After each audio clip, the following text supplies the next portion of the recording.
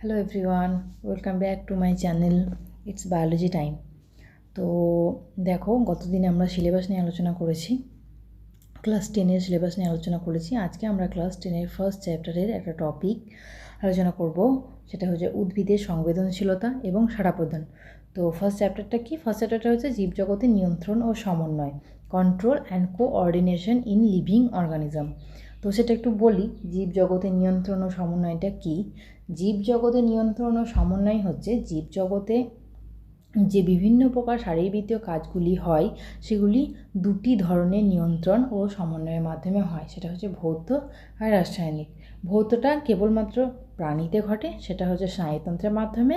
আর রাসায়নিক সমন্বয় হচ্ছে উদ্ভিদ প্রাণী দুটোতেই, যেটা ঘটে মেনলি হরমোনের মাধ্যমে। তো এই সমন্বয় দুটি জীবকে একটা পরিবেশে মানিয়ে নিতে, ভালোভাবে মানিয়ে নিতে সাহায্য করে। ওকে ভালোভাবে বাঁচতে সাহায্য করে একটি জীবকে। তো এটাই হচ্ছে জীবজগতের সমন্বয়, নিয়ন্ত্রণ আর সমন্বয়কে জীবকে একটা পরিবেশে ভালোভাবে বাঁচতে সাহায্য করছে। এবার দেখি আমরা উদ্ভিদের সংবেদনশীলতা ও সাড়া প্রদান। সেটা কি? উদ্ভিদের সংবেদনশীলতা সাড়া প্রদানটা কি? যে আমাদের চারপাশে ঘিরে সব নিয়েই আমাদের পরিবেশ, এবং সেই পরিবেশে কী হচ্ছে, নানা রকম পরিবর্তন দেখা দিচ্ছে। তো সেই পরিবর্তনগুলো কি হয়, সেটা আমাদেরকে সুবিধা প্রদানকারী হয় অথবা অসুবিধার সৃষ্টিকারী। তো এই সুবিধা অসুবিধাকে একটা জীব যে তার সঙ্গে লড়াই করে, প্রতিক্রিয়া করে সেখানে সুষ্ঠুভাবে বেঁচে থাকছে, সেটাই হচ্ছে ওর সংবেদনশীলতা ও সাড়া প্রদান। কীভাবে ও ওখানে সারভাইভ করছে, সেটা হচ্ছে ওর সাড়া প্রদান। বা ওই প্রতিকূল পরিবেশের প্রতি, অনুকূল প্রতিকূল পরিবেশে কীভাবে ও সাড়া দিচ্ছে, সেটাই তো সাড়া প্রদান। কীভাবে ও রিয়্যাক্ট করছে, প্রতিক্রিয়া করছে, সেটাই ও সাড়া প্রদান। তো দেখো এখানে স্লাইডে দেখো উদ্দীপক। উদ্দীপক কী বলেছে? উদ্দীপক হচ্ছে যে পরিবেশের যেসব পরিবর্তন জীব শনাক্ত করতে পারে এবং সেই অনুযায়ী সাড়া প্রদান করে, তাকে উদ্দীপক বলা হয়। মানে পরিবেশের যে পরিবর্তনটা ও মানে শনাক্ত করতে পারছে এবং সাড়া প্রদান করছে। এবং আবার উদ্দীপনা কি? 2 নম্বরে দেখো উদ্দীপনা আছে। উদ্দীপনাটা কি? উদ্দীপনা হচ্ছে উদ্দীপক থেকে সৃষ্ট উদ্দীপক থেকে সৃষ্ট যা শক্তি, যা জীব অনুভব করতে পারে, তাকে বলছে উদ্দীপনা। আচ্ছা, উদ্দীপক থেকে যে সৃষ্টি, যেটা জীবটা অনুভব করেও সাড়া প্রদান করছে, সেইটা হচ্ছে উদ্দীপনা। এবার উদ্দীপক আবার 2 প্রকারের, বহিস্থ উদ্দীপক, অভ্যন্তরীণ উদ্দীপক। বহিস্থ উদ্দীপক কি? উদাহরণ হচ্ছে আলো, তাপ, শব্দ। আর অভ্যন্তরীণ উদ্দীপকটা কি?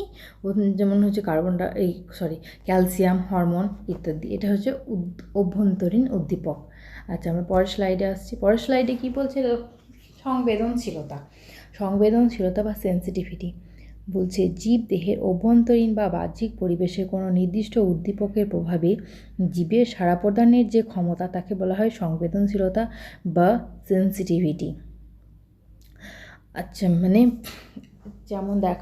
যেমন হচ্ছে যে ধরো লজ্জাপতি পাতাকে স্পর্শ করলে লজ্জাপতি পাতাকে স্পর্শ করলে পাতার পত্রগুলি মুড়ে যায়।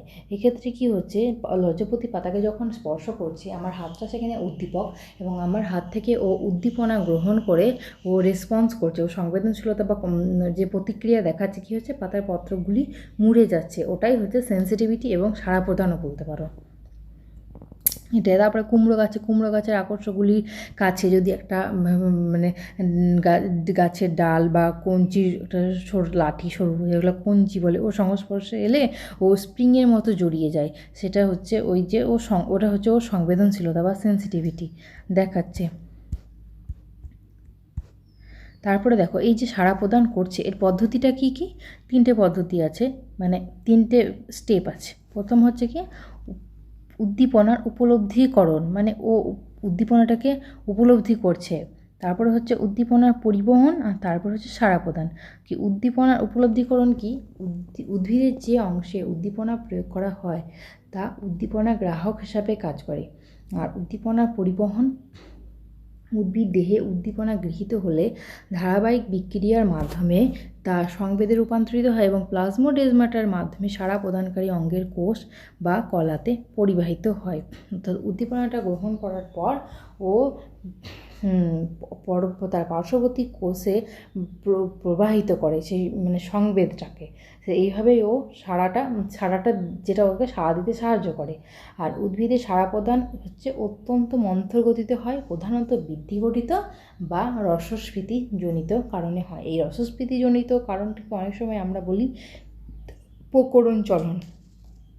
রসস্ফীতিজনিত চলন বলা হয় অথবা প্রকরণ চলন, যেটা এক ধরনের হচ্ছে ট্যাকটিক চলন। যেমন গাছ সাধারণত কী হয়, যে মাটি থেকে জল শোষণ করে, এই যে জল শোষণ করছে এটা হচ্ছে এইটাকে বলা হয় রসস্ফীতিজনিত চলন বা প্রকরণ চলন।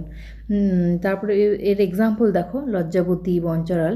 লজ্জাবতী গাছ, কীভাবে লজ্জাবতী গাছ যে রেসপন্স করছে, তার রেসপন্সটা কীভাবে করছে ও, তো লজ্জাবতী গাছের পাতাগুলি নিচে, ওটা হচ্ছে একটা দ্বিপক্ষ, লজ্জাবতী গাছের যে পাতাটা, তো ওর নিচে দেখবে একটা পত্রমূলের নিচেতে একটা ফোলা মতো অংশ দেখা যায়, সেটাকে পালভাইনাস বলা হয়।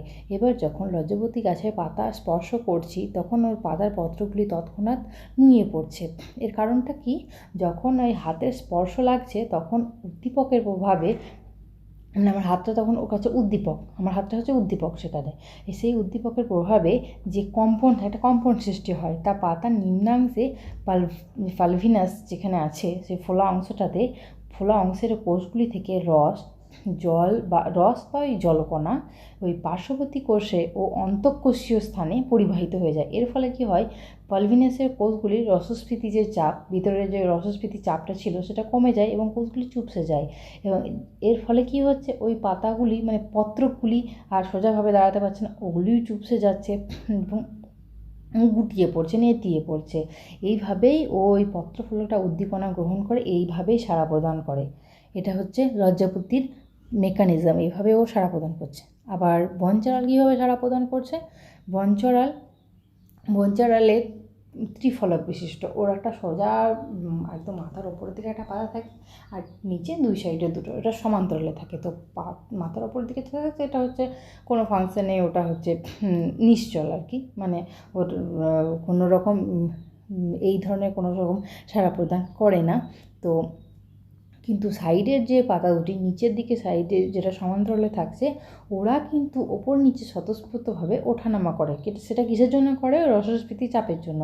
এবং এটাকে বলা হয় ভারতীয় টেলিগ্রাফ উদ্ভিদও বলা হয় এটাকে।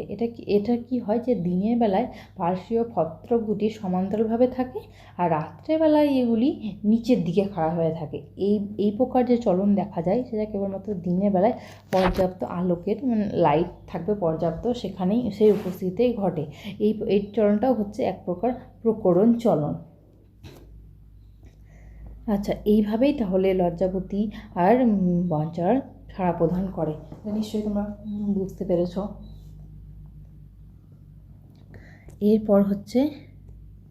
এরপর দেখো, এই যে উদ্ভিদের সাড়া প্রদান বিষয়ে বিজ্ঞানী আচার্য জগদীশচন্দ্র বসু কিছু অবদান রেখে গেছেন। তার মধ্যে দেখো পাশে একটা ছবি আছে, সেটা হচ্ছে ক্রেস্কোগ্রাফ। তার আবিষ্কৃত যন্ত্র হচ্ছে ক্রেস্কোগ্রাফ। তো এটার সাহায্যে কী করে, এটার সাহায্যে উদ্ভিদের যে সামান্য সাড়া প্রদানও পরিমাপ করা যায়। কীভাবে না, 1 সেকেন্ডে 1 মিলিমিটার, এর পরিমাপটা হচ্ছে 1 সেকেন্ডে 1 মিলিমিটার। এটা তোমাকে মনে রাখতে হবে, পরীক্ষায় MCQ এর জন্য ভীষণ ইম্পর্টেন্ট, যে ক্রেস্কোগ্রাফ তার আবিষ্কৃত যন্ত্রের নাম কী এবং এটা দিয়ে কী করা হয়। তারপরে দেখো, বিজ্ঞানী আচার্য জগদীশচন্দ্র বসুর দুটি গুরুত্বপূর্ণ বইয়ের নাম, the ascent sap and the nervous mechanism of plants. এই দুটো মনে রাখতে হবে, সালগুলো নাও মনে রাখতে পারো। আচ্ছা, তারপরে হচ্ছে বিজ্ঞানী আচার্য জগদীশচন্দ্র বসু রেজোনেন্ট রেকর্ডার নামক একটি যন্ত্র আবিষ্কার করেছিলেন, যার সাহায্য যেমন প্রাণী দেহের মধ্যে প্রতিবর্ত চাপ তো আছে, সেরকম উদ্ভিদের দেহ এর উপস্থিতি তিনি প্রমাণ করেছিলেন রেজোনেন্ট রেকর্ডার যন্ত্রের সাহায্য। এছাড়াও তিনি আরও লজ্জাবতী আর ওই বঞ্চরালের ক্ষেত্রে তার পরীক্ষালব্ধ যে ফল, তার থেকে তিনি সিদ্ধান্ত নিয়েছিলেন যে না, উদ্ভিদেরা ব্যথায় সাড়া দেয়, অনুভূতি দেখায়, তারপর তিনি আরও বলেছিলেন যে প্রাণীদের মতোই উদ্ভিদ কোষও বিষক্রিয়ায় উত্তেজিতা, মৃত হয়ে যায় ইত্যাদি প্রতিক্রিয়া দেখায়। তাদের উদ্দীপকের তাদের মানে প্রাণীদের হৃৎপিণ্ডের মতো তারাও স্পন্দিত হয়। উদ্ভিদ কোষগুলি উদ্দীপকের প্রভাবে মানে স্পন্দন পরিবর্তিত হয়, সেটা রসের উৎস স্রোতের সময় হয়। আচ্ছা, উদ্ভিদ দেহ একটি ছন্দবদ্ধ যে প্রতিক্রিয়া সাড়া প্রদান হয়, তিনি এটা প্রথম প্রমাণ করেছিলেন। তো আজকেই এইটুকুই দেখাবো। আর এই দেখো পুরোনো আগের স্লাইডগুলো হচ্ছে যে এই উদ্দীপকগুলো বহিস্থ অভ্যন্তরীণ এই উদ্দীপকগুলো মনে রাখতে হবে, উদাহরণগুলো, তারপর উদ্দীপনা কী সেগুলো মনে রাখতে হবে, তারপরে সংবেদনশীলতা, লজ্জাবতী গাছ কীভাবে তার প্রতিক্রিয়া দেখায় এগুলো মনে রাখতে হবে। আর এই সংবেদনশীলতার সংজ্ঞাটা মনে রাখতে হবে।